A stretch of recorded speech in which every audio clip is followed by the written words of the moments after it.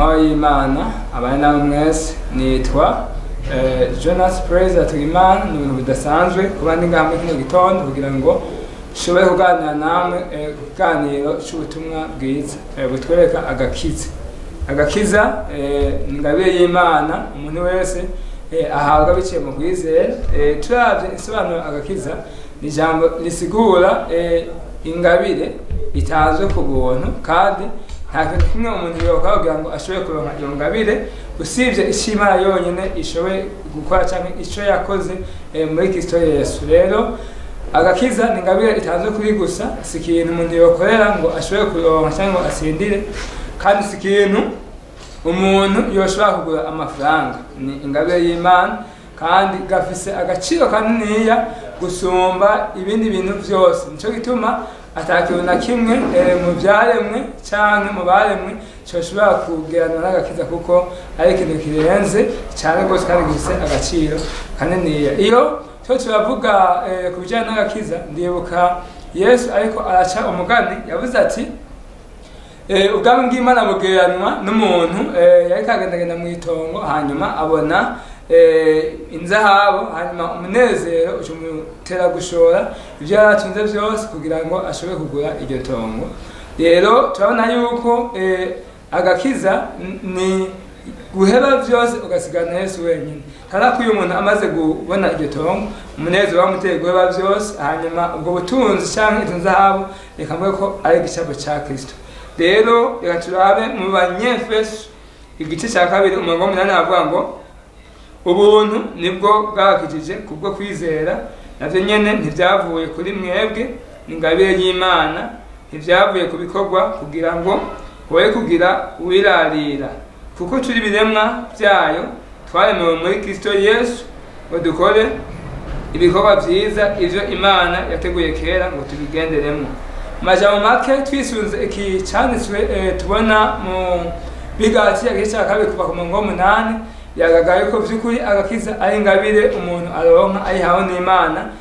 Imana ntifatira ku vyo dukora kugira ngo ishobore kudukiza, kuko twumvise yuko kugira ngo ukaronke si kubw'ibikorwa dukora kugira ngo ntihagire uwishima. Iyaba umuntu yakizwa kubera ivyo akora, nibaza yuko hari abantu benshi bokwishima bivanye n'ubutunzi bafise, bivanye n'amafaranga bafise, bivanye n'inguvu bafise, bo kwizanga mu vyo bakora bashoboye gutsinda ako gakiza. Ariko agakiza si ikintu umuntu ashobora gukorera canke si ikintu umuntu ashobora kuronda mu nkomezi ziwe. Agakiza turabona yuko ni ingabire y'Imana turonka biciye mu kwizera umwana w'Imana. Kugira ngo dutahure aya majambo neza, igituma dukizwa kubwo tugasinanishwa no kwizera, biradusaba yuko dusubira ku itanguriro rya byose tukaraba ivyabaye. Mu bisanzwe igihe Imana yarema isi n'ijuru, yaremye vyose biremeshe ubushobozi bw'ijambo ryayo, kandi vyose yabikuye mu busa. Ivyo dushobora kubisanga mu itanguriro igice ca 1, aho Imana yaremye ibintu vyose ibikuye mu busa, hanyuma kubw'ubushobozi bw'ijambo ryayo bisha birabaho. Ijambo ry'Imana rivuga ngo Imana yaravye ivyo yaremye vyose isanga ni vyiza cane, bisiga ko kuba vyiza, bisiga ko vyari bitunganye, nta cyaha carimwo. Imana yaremye umuntu mw'ishusho yayo, imusangiza bimwe mu bigize dogo nk'uko Imana yera, umuntu nawe abe uwera nk'uko Imana y'urukundo, umuntu nawe abe umuntu akundwa kandi akunda nk'uko Imana ikora, umuntu nawe akore kandi nk'uko Imana iganza, umuntu nawe abe ubuganza. Mugabo nubwo Imana yahisemwo gusangiza umuntu bimwe mu buranga bigize umuntu, ntangana n'Imana mu kwera, ntangana n'Imana mu gukunda, ariko Imana yashimye kumusangiza ibiyigize ku rugezo runaka. Rero iyi Mana yaremye umuntu, yari yamwemereye kugira ngo agirane imigenderanire nayo, hanyuma imujana mw'itongo rya Edeni, bisigwa muri presence de Dieu, donc yamushize ahantu ishobora kumugenderera.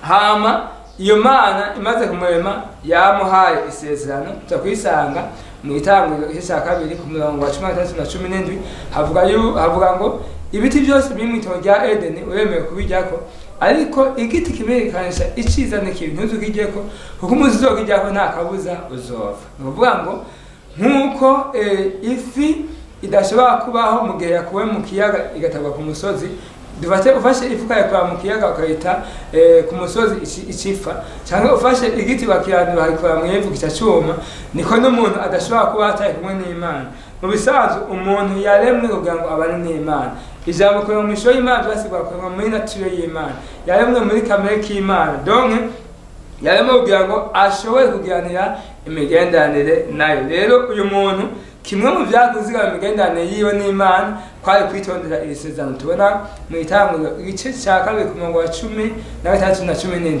ariko turabona yuko nk'ufashe mu kabati ufashe akabati kawe ugashyiramo ibintu hanyuma ugashibikira abana bawe ati ububati bwose uremerewe kubwugurura ugashobora ati mugabo akabati maze kugura nzomukubita cyangwa nzomuhana bagucunga ukagohe mu gihe usose ngaho hantu bashobora akabati kugira ngo barabe icyo wabanyegeje rero abavyeyi bacu ba mbere bakiri mu itongo rya Edeni batarakora icyaha bari bafise amahoro bari bafise umunezero bari bafise ubutunzi bari bafise kuganza bari bafise umugisha w'Imana Imana ari kumwe nabo ibintu byose byameze neza ariko turabona yuko tugiye mu gihe cy'itanguriro turabona ko umuntu atashoboye kumvira isezerano ry'Imana umuntu ntiyashoboye kuyoboka Imana ngo akore icyo Imana yamuhamagariye gukora kumvira iryo sezerano tubona yuko ugiye mu gice cya gatatu umuntu arenga iryo sezerano icyaha akaba ashingiye kubera ko icyaha bisigura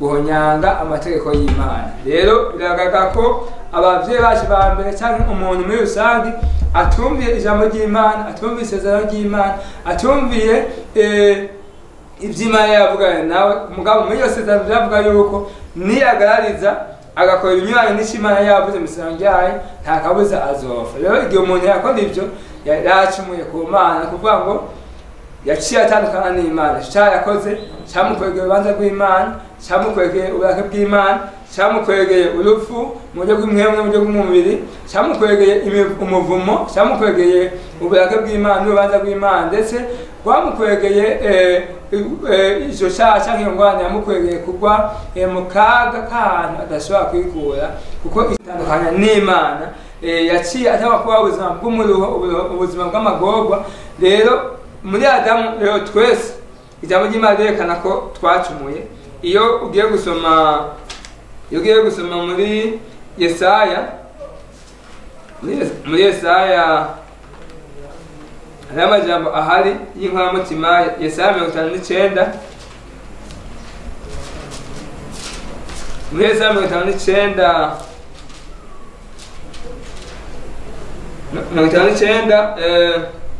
ku murongo wa kabiri havuga ngo ukuboko Yesaya 59 ku murongo wa kabiri havuga ngo ariko ibigabitanyo byanyu nibyo byabatandukanije n'Imana yanyu kandi ibyaha byanyu nibyo byabakingiye mu nyonga hayo bituma yanka no kumva amen amwe mu murongo tubona yuko ibyaha by'abantu byabatandukanije n'Imana ibigabitanyo byabo byabatandukanije n'Imana kandi ngatumva yuko kubw'ibyo byaha bituma n'Imana idashobora kumva n'igihe abantu bariko barasenga kubera ko imigendanire yabo n'Imana yamaze kononekara ugiye mu Baroma hari amajambo yandi ushobora kuhasanga ashobora kudufasha kubona ukungene muri Adamu twese twacumuye twese twakoze icyaha Abaroma 5 ku murongo wa 6 havuga ngo tugifise intege nke mu gihe gikwiye Kristo yapfiriye abatubaha Imana rero ngaho tubona yuko Kristo yaje kugira ngo apfire abantu kubera ukutayubaha usomye ku murongo wa 19 hari amajambo uhasanga avuga ngo kandi nk'uko kutumvira Imana k'umuntu umwe kwatumye benshi bacika abanyabyaha gutumwiwe abantu bose bacika abanyabyaha hanyuma biciye mu kumvira kundi muntu umwe Kristo abantu bose bacika abagororotsi usomye aho nyene 5:12 hayandi majambo uhasanga avuga ngo none rero ko bimeze bityo nkuko icyaha cyazanywe mu isi n'umuntu umwe nde Adamu urupfu rukazanwa n'icyaha donc biciye mu rupfu icyaha cyinjira ni kuruvu dushikana abantu bose rushika ku bantu bose kuko bose bakoze ibyaha. Ni ukuvuga ngo ubwo rupfu ruza biciye mu cyaha bishobora rushikira abantu bose bakabandukira kuko bose barakoze icyaha. Mu majambo make twese muri Adamu twakoze icyaha kandi icyo cyaha cyatanganje n'Imana. Rimwe na rimwe hari abantu bavuga ngo ntiducumura, ariko nibaza yuko iyo tuvuze iyo jambo tuba turahakana ibyanditswe byawe. Ibyanditswe byawe bitwereka yuko twese muri Adamu twacumuye, kubera ko ukumvira isezerano kwa Adamu yari kuba aryumviye kuko bazomukomokako bose, kandi ukurigariza kwiwe yarigarije kuko bazomukomokako bose. Rero twese muri Adamu twakoze icyaha, kandi icyaha cyatuzaniye urupfu. Mu yandi majambo cyadutandukanije n'Imana. Rero iri kwasoma ibyanditswe byera urabona yuko Imana igihe umuntu yacumura yagize umugambi muremure wo kuzokwigarukana ko umuntu yatandukanye nayo biciye muri Kristo Yesu. Turabona ihamagara Aburahamu ikabasezeranya kuzobagira ihanga, ikabasezeranya yuko mu muryango wabo ari amahanga yose azohabwa umugisha. Ikavuga Kristo kwazoza hanyuma amahanga yagiye kumuvumo kubera icyaha agasubira agahabwa umugisha biciye mu kwizera umwana w'Imana. Tubona yuko Imana ibyago Aburahamu kuva kuri Isaka Yakobo bagenda muri Egiputa, Imana yabaguze ikabagira ihanga rikomeye mu gihugu cya Egiputa. Bakuye mu buja bw'igihugu cya Egiputa ikabazana mu gihugu yasezeranye umusabyi wayo Aburahamu, ibaza nk'ihanga. Hanyuma ikibaha amategeko azobagenga. Rimwe mu mategeko azobagenga, bimwe mu mategeko azobagenga ibaha ibyagezwe, ikababwira ati muzonsenga uku, muzobigira uku nuku nuku nuku. Ibyo byagezwe ibibaha izi yuko neza batazoshobora kubyitondera, kuko igituma babihonyanga gisanzwe kiri muri bo. Twese muri Adamu twakiye kamere y'ikinyabyaha, nta muntu n'umwe ashobora gushitsa ibyagezwe, kuko ibyagezwe ucumuye ko na kimwe muri byo uba ubirenze byose. Rero abisiraeli barigeragereje bagerageza gushyira ibyagezwe mu ngiro, mugabo ntibyigeze bikunda. Kandi natwe ubwacu naje ubwanje ndashinga intahe, hari imyaka myinshi nabayeho nigishijwe yuko kwitondera ibyagezwe aribyo bituma umuntu yemerwa n'Imana, kandi gukora ibikorwa byiza ko aribyo bituma umuntu yemerwa n'Imana. Mugabo mu majambo make isoko ibyiza bivamo ryamaze gutobeka ku bw'icyaha. Nta muntu yashobora gukora icyiza na kimwe cyotuma Imana imwemera. Umuntu ashobora gushita ibyagezwe, umuntu ashobora kuba mwiza bihagije ngo Imana imwemere bitume yemera ko yotsindanishirizwa n'ibyo byagezwe. Umuntu atsindanishirizwa n'ibyagezwe, umuntu atsindanishirizwa no kwizera. Rero turabye ko bw'icyaha umuntu yarononekaye cyane gose. Yuko asoma mu Itanguriro gatandatu bavuga yuko ivyumviro vy'umuntu bimugoreye gukora ikibi na ntayo. Kubw'ivyo rero umuntu yarononekaye wese icyaha kinjira indani muri we kamwonona. Mu bisanzwe icyaha nticyahozeho, mugabo icyaha tubona ko cinjiye mu bintu byiza, cyangwa ibintu byaba bisanzwe ari byiza uwo yararemye hanyuma kiravyonona. Rero tubona yuko kubw'icyo cyaha abantu bose barononekaye. Icyaha cyatandukanye abantu n'Imana, gitandukanye umuntu n'uyundi, gitandukanye umuntu n'ibyaremwe. Mu yandi majambo umuntu nta kintu afise na kimwe yokora ngo yikure muri icyo cyaha. Umuntu arakeneye uwumukiza, umuntu arakeneye uwumucungura. Umuntu Efeso igice cya 2 herekana yuko umuntu nta kintu na kimwe yokora kugira ngo abe mwiza bihagije, ariko umuntu icyo yokora nuko yokwizera. Ngira icyo navuga mwandi ko kwizera siko umuntu abakoze, kuko no kwizera ni ingabire y'ubuntu, ni ingabire Imana itanga mu buntu bwayo ikayiha abamurikiwe n'umuco w'ubutumwa bw'ubwiza bwa Kristo. Rero turabona yuko mu majambo make ubuntu nibwo budukiza. Ubuntu nibwo budukiza, dukizwa kubw'ubuntu tugasindanizwa no kwizera. Kuko Pawulo yandikavuga ngo ubu nibwo bwabakije kubwo kwizera, ntibyavuye kuri mwebwe, ni ingabire y'Imana kugira ngo hoye kugira uwishima. Hepfo acavuga amajambo akomeye ngo kuko turi ibiremwa twaremewe muri Kristo Yesu. Mu yandi majambo twavyariwe ubwa kabiri muri Kristo Yesu, twanaguriwe muri Kristo Yesu, twaherewe ubuzima muri Kristo Yesu kugira ngo dushobore gukora ibikorwa byiza byose. Ibikorwa byiza si bibi mu buzima bw'Kristo, ariko biza kuba bibi ryari? Biza kuba bibi iyo tubikoze minsi yose twizeye ko agakiza kacu kazokomoka kuri ibyo bikorwa byiza twakoze, gutanga amashikanwa, gusenga minsi yose, gukora ibikorwa byiza, gufasha abandi n'ibindi byinshi bitandukanye.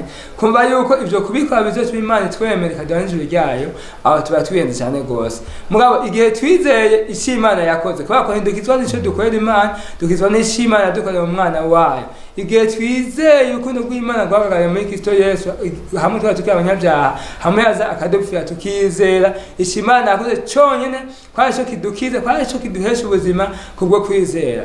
Igihe rero dukoze ibikorwa byiza bivuye ku kwizera kwacu, ivyo bituma data ashemagizwa kandi ahabwa icubahiro. Bakundwa, nagomba kubabwira yuko nta kintu na kimwe kihari twokora kugira ngo twemerwe n'Imana, ahubwo icyo duhamagarirwa ni kwemera icyo Imana yakoze muri Kristo Yesu, hanyuma tukakizera, muri uko kwizera tugaheza tugakizwa. Imana ibahezagire.